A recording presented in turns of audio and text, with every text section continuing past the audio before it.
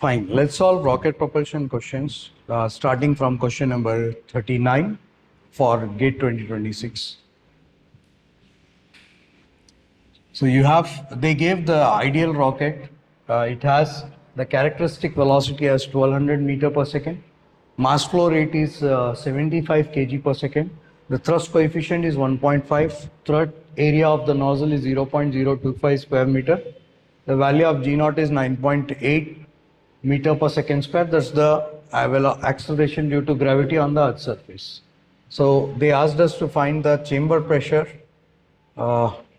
in kilopascal and the specific impulse in seconds. The thrust, if you write thrust F as m dot into ISP G naught. Okay. The other way around is m dot into C star into C. Or the other way around is PCAT into CF. So we'll make use of these two first and get the ISP. So from this, you can write ISP equals to C star into CF by G naught. So you can strike off m dots and write this. So C star is 1200, CF is 1.5 and G naught is 9.8.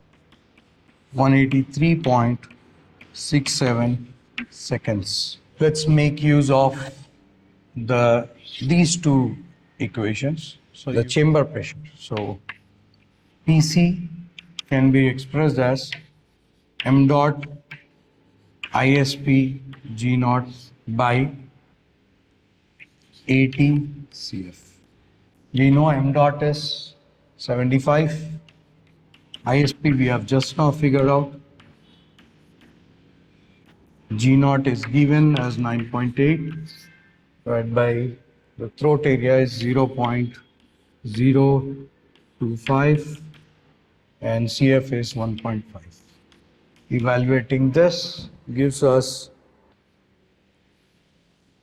3599932 pascals, so which can be approximated to 3600 kilopascal. So your your answer should be 3600 kilopascal and 183.67 seconds for both the chamber pressure and the ISP. Fine. Let's do the next question of rocket propulsion. That is question number 41 in which a launch vehicle has the initial mass 10 tons, the propellant mass is 8 tons and it is launched vertically.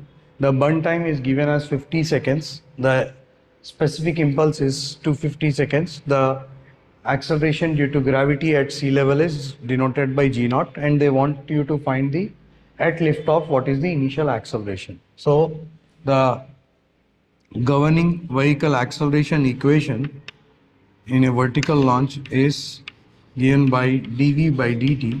A equals to dv by dt equals to t by m minus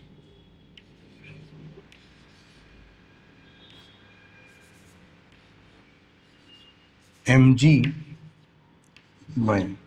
So you can replace that with g.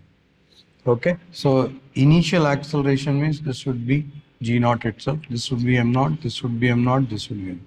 So we can strike off those two and write this. So here T is nothing but the thrust which we were using F in the previous expression. So y waste student. So A naught F can be written as m dot into ISP G naught divided by m naught minus G naught.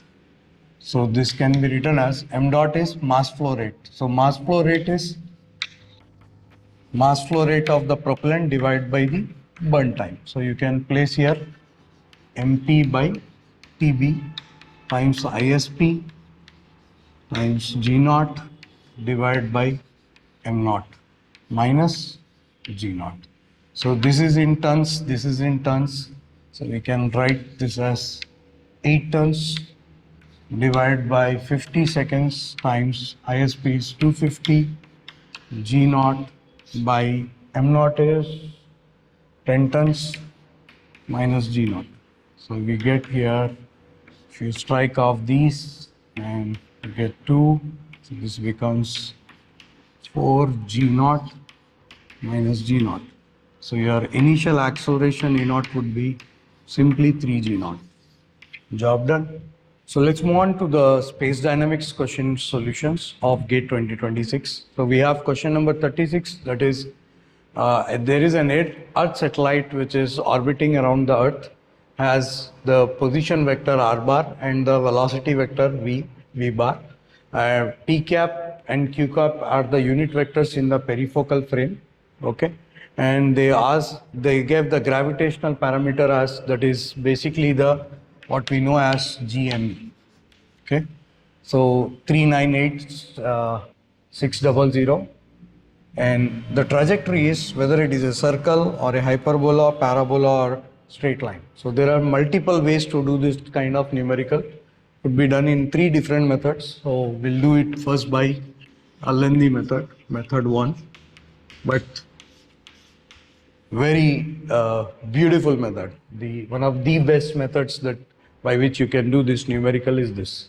Okay, so the method 1, it would be slightly lengthy, but there will be enough things to learn in this technique. So the eccentricity vector we find in this is written as V bar cross H bar by mu minus R bar cross R.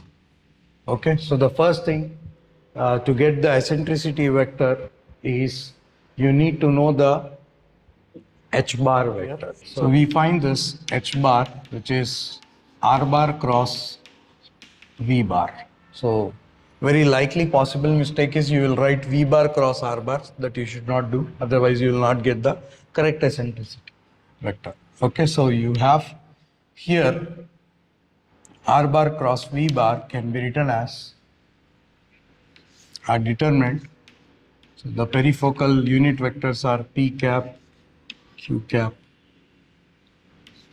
R cap. So P cap, Q cap, R cap. So you have R bar, that is 8,000, and Q cap is coefficient is 9,000. There is no Z component, so this would be 0. Then you have V bar, that is -6. This is 6, 0. So the cross product of these two would be R cap into 8,000 times 6 minus plus 9,000 times 6. Okay, so you get H bar, which is 102,000 R cap. Okay, so now we have H bar, now we need V bar. But we have V bar also. So we need this cross product of V bar cross H bar.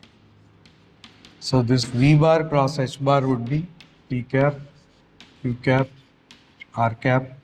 So here V bar is -6, 6, 0, and cross H bar is 0, 0, 1, 0, 2, triple 0, or 00, 000.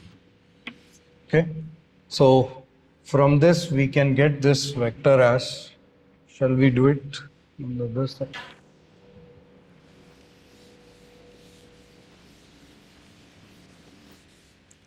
We'll do it on the other side. So when you evaluate this, you will get V bar cross H bar as 102,000 times 6 P cap. Okay,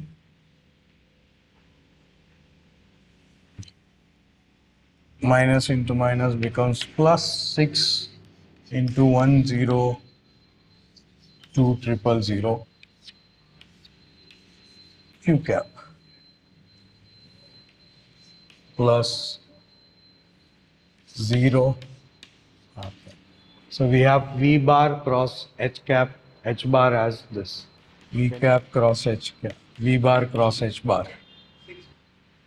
61200 P cap, and this one is also same 61200 Q cap.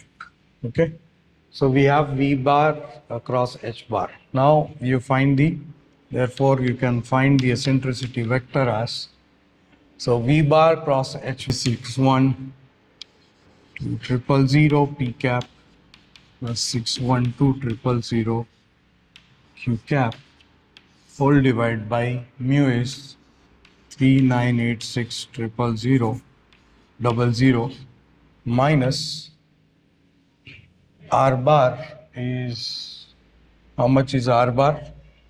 This is given as 8000 P cap plus 9000 Q cap.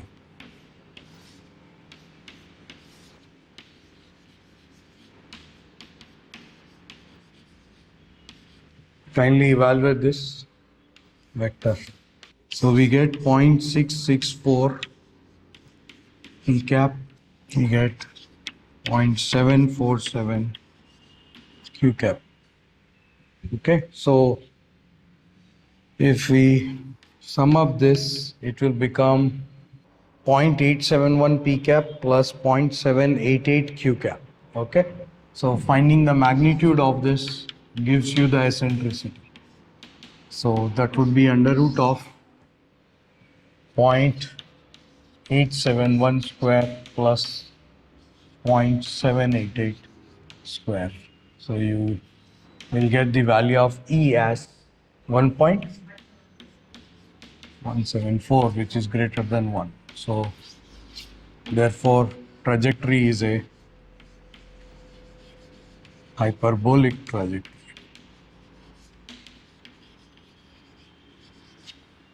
Okay, this is the method 1, which is lengthy but gives you a lot of knowledge about the vectors.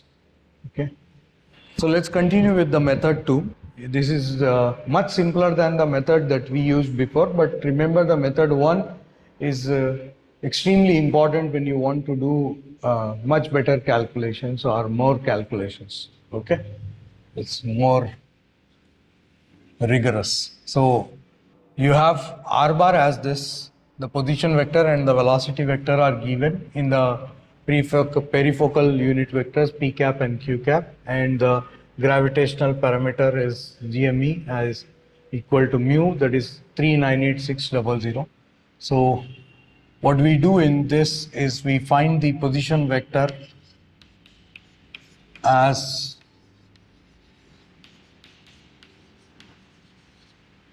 we get 12041.59 kilometers, and coming to the velocity, so this is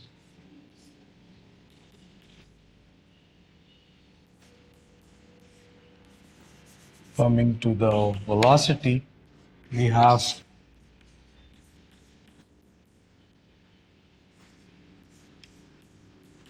8.484 kilometers. So we have 8.484 kilometers per second. That's the velocity. So what we do is, if in order for this body to escape at any radial distance r, so at that escape velocity at r is given by, is equal to VE, it is equals to the root of 2gme by r.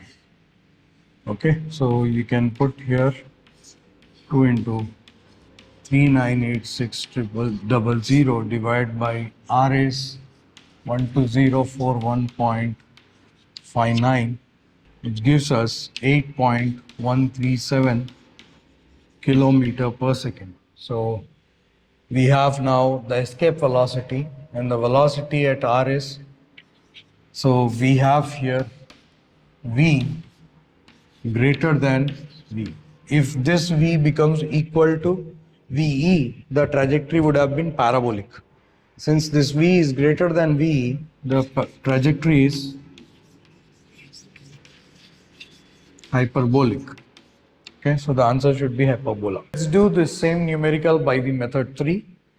Okay, so this position vector, magnitude of it I have found as 12041.59, and the velocity vector magnitude is 8.485. Okay, so we'll do this by the orbital energy method. So orbital energy of an object or a launch vehicle can be kept written as Et equals to v square by 2 minus mu by r. So your velocity is 8.485 square by 2 minus 398600 divided by 12041.59. This is one of the easiest methods, we can say. We get the orbital energy as 2.896, okay, which is greater than 0. So remember, for the vehicle to be in an orbit, the orbital energy should be less than 0, whether it is circular or elliptical orbit. Okay, if Et is equals to 0, we say it will escape, that is in a parabolic path.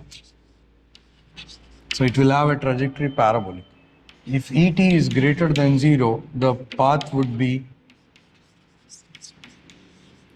hyperbolic.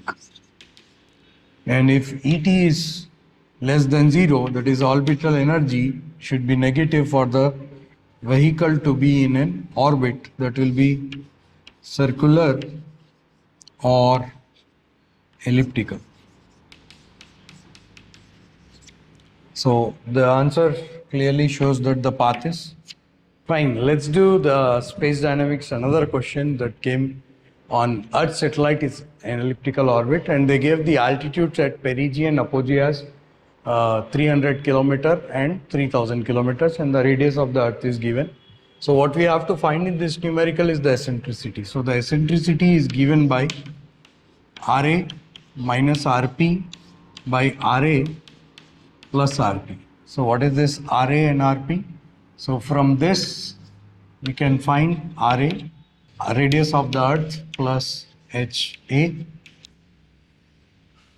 okay, and RP would be radius of the Earth plus HP. So we have these two. So in this, if you plug that, RE will go off. This could be written as HA minus HP by 2RE plus HA plus HP.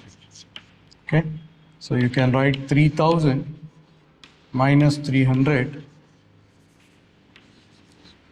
divided by 2 into 6378 plus 300, 3000 plus 300. Everything is in kilometers. So we get the eccentricity E of the elliptical orbit as, so we get the eccentricity as 0.168. Thank you.